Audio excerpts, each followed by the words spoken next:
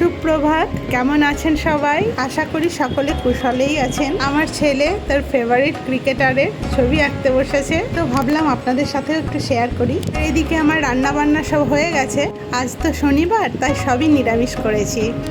আজকের মেনুতে আছে ভাত, ঘি, ঝিঙে ভাজা, বাদাম দিয়ে মুগের ডাল, মোচার ঘন্ট, ঝিঙে আলু পোস্ত আর তিল আমড়া। সাথে আছে এক টুকরো লেবু, লবণ আর একটা কাঁচা লঙ্কা। জানি আপনারা অনেকেই হয়তো নিরামিষ খেতে পছন্দ করেন না, তবে আমার কিন্তু নিরামিষ খাবার বেশ ভালোই লাগে। খাওয়া দাওয়া সেরে একটু রেস্ট নিয়ে বিকালবেলা আমি আর মণি বৌদি চলে এসেছি সুইটির বাড়িতে।